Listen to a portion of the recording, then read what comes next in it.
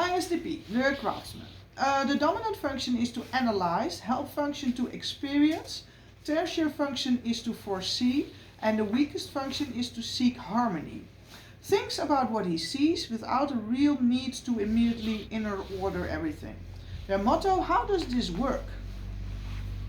The attention of the craftsman goes to their thoughts. Their dominant function is to analyze. They get their energy from researching things. These analyzers are connected to their help function to experience and will be more practical of nature. They have a real need to understand how things work. They are good in logical analysis and really use that approach in practical things.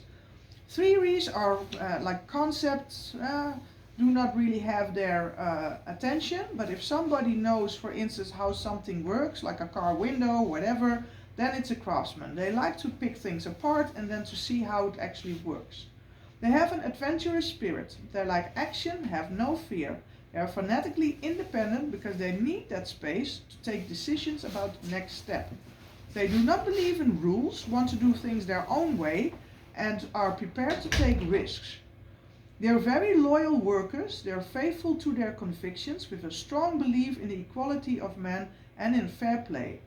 So although they do not accept and respect the rules of the system, so the government or police or whatever, they do have their own rules. And they will not take part in projects that go against those personal laws. They do like to spend time alone and need that to be able to figure things out and restore their clarity of mind. They absorb large amounts of unpersonal facts from the outside world and then sort and judge those facts when they are alone, or assess those facts. Their memory is rich and detailed. They are not people to sit behind a desk 24 hours and do long-term planning. Their life rule is just do it. They are sensual, earthly people that think of meetings and strategic analysis as a waste of time. They would rather respond flexible and spontaneous to whatever happens and then just apply things that they know. They are technical, skillful, and usually very good in numbers and systems. They have a strong sense of goal orientation and a really good insight on details, so they will take effective and practical decisions. Because their logic is based on personal experience, they get better along the years. Some really bring it in at the status of guru in their personal piece of whatever they develop themselves to be. Others will develop, because of their natural, elegant connection with the physical world, to be great athletes, to be great dancers, to be great musicians, for instance. They do not judge based on personal values because they believe a judgment should be made on the basis of impartialness, facts and logic. A lot of them do not really know how they come across to others. That doesn't interest them at all because they do not pay attention to their own feelings that they distrust and try to ignore. That's because they have trouble really differentiating the emotional responses and judgment, which is a real problem area for a lot of the ISTPers. Under stress, they can have really big emotional rage outbursts, or the opposite, be overwhelmed by emotions and feelings that they then want to share with others, usually in inappropriate moments. Their lack of attention for their own feelings then pushes them to a path in the world of judgment, an area in which they are not at home, where they really judge themselves for their incapability to fulfill a certain task. And then they will do that task in a very grim emotional atmosphere and be prepared for the worst. Others, they will then judge out of proportion, so their world will become rather I hate them and I love them people, and nothing in between. They are patient, they are very good fulfilling projects and so tying together the loose ends. They're very good crisis managers that are proud of their capability to know the next step and do it correctly, a capability that they use to go tactically through projects. So to put it all together, earthly, sensual, optimistic, well-natured, loyal to their equals, faithful, giving, very good in action-oriented tasks that need detailed logical analysis and technical skills, and so fanatically independent that they can become paranoid when it comes to the social institutions that want to control them. They can, without knowing, hurt the feeling of others or without caring.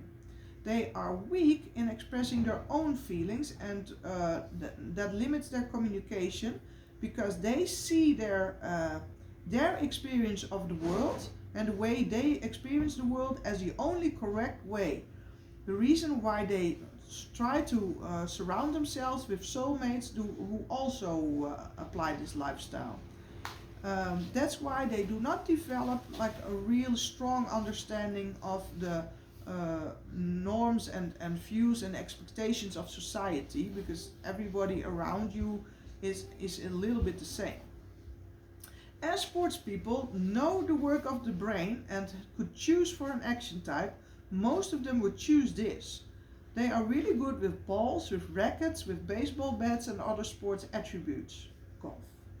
No action type is better prepared physically and mentally, and when it comes to hand-eye coordination.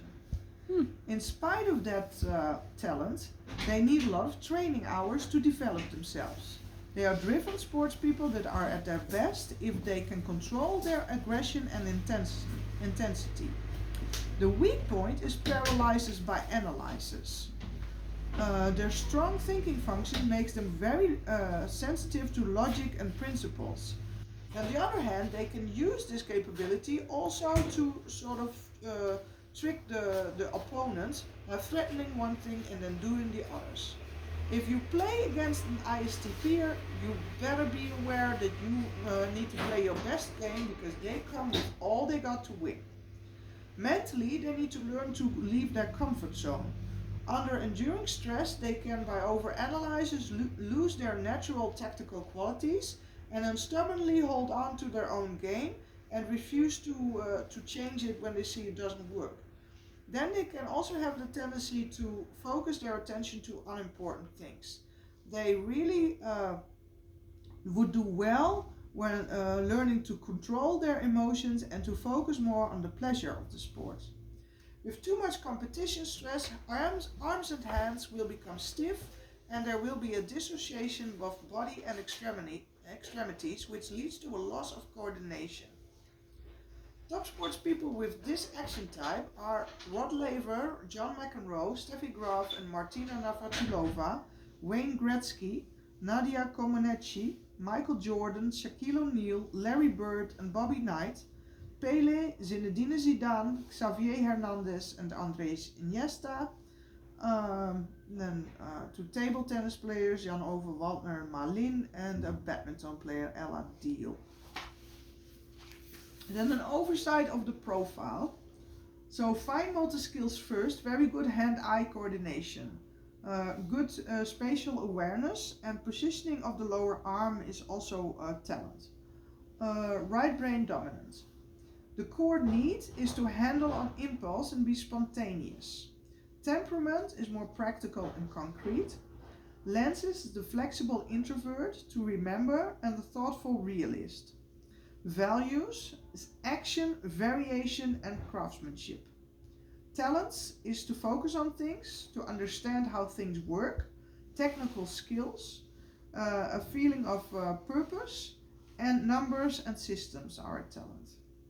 Communication style is a preference for proven communication methods, so not a lot of fluffy talk, everyday language, and information has to be concrete and precise, that is logic, measurable and detailed.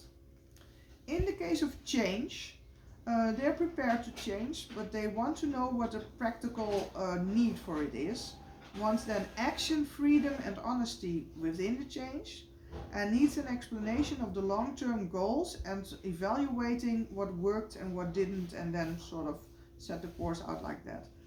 but wants to start a change immediately without a whole lot of planning before. Interaction style is to set out course. Relationships, so this type doesn't like sharing their feelings, and that can be a problem. Conflict style will go all the way to win a conflict, and has anger outbursts if they can't get it their way. Language style is everyday language. Storytelling can be a good way to tell you something, and sometimes a bit cynical. Learning style is analytical and pragmatic. Attention style, so this is in training, is broad internal, so you sort of do a check through your whole body, how do I feel? But then focus style in competition is small external, so looking at one point. Coaching style is on a beginner spirit and directive.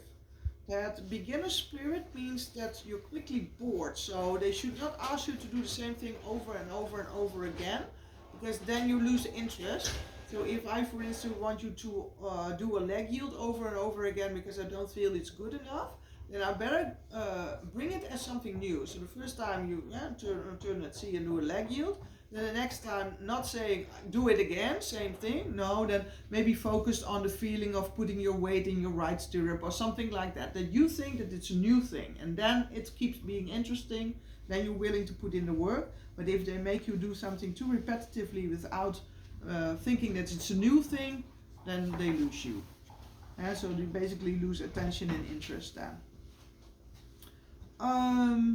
Goals, mid-long term goals with the accent on that it has to be a bit challenging, because that will really get you to do the work. Time is in the here and now, so there are types that live like more in the past, that use a lot their memory to sort of use that to assess what's happening now, has it happened to me before, and then you sort of weigh that against each other. But this type lives more in the absolute here and now. Then stressors, what is starting stress? Feeling held back is one. Being bored, not understanding how something works, not sharing thoughts and feelings with others, alienating from others by not showing them appreciation, and underestimating the time that is needed to do something.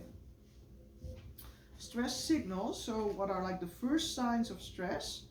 And so that's where you start to go into your other self, basically. So that's like the first little signs that something is not going right, that something is stressing you out. Retreating from others, only willing to use proven methods. So normally you're not the safe type that wants to do only what you know. So when you want to restore to that, you need that feeling of safety. That's not your type. So it means that you have become your opposite type under stress. So if you feel that you're no longer interested in new things, something is off. And then of course it's not the new things, but it's thinking about, hey, what makes me so stressed that I'm starting to become my other self. So whatever influences that. It can be people, it can be a job, it can be a living situation, whatever. Really judging and being really critical of others is a stress signal, because you're normal more perceiving. So if you become really judgmental and very critical of others, that's also a sign that something is off. Losing yourself in minor details that would normally not bother you at all, when suddenly the minor things are bothering you, you also have to ask yourself, hey, what's going on here? Looking for really boring, repetitive work. So you already said that's also not you. So if you actually want that, means something is off and that you're stressed. Wanting that everybody agrees with their logic is also a stress signal. And becoming very intolerant and sarcastic, also a stress signal. Heavy stress signals, so this is like really going to burnout and completely opposite self, is being very sensitive to criticism, expressing intense positive and negative feeling against others. So when you hear yourself at a certain moment say, oh, I hate that one, but I love that one, and that was one of the signs that you were really under stress. Uh, Letting go of all logic, having a very dark image of the future, and unrealistic negative attributions to everything. That everything becomes negative. That's a heavy stress signal. So then it's definitely time to make a change in whatever is stressing you out that much, and you usually know, you know, what is causing that. Stress reduction. How can you reduce stress? Is to do things with friends, sharing your thoughts and your feelings with people that you trust, showing appreciation to others, taking time for things again, crisis management, and management of your emotions. So taking a step back and thinking, hey, what's really going on here? Because I'm normally not that critical, or so really seeing what it, for what it is, basically. That's it.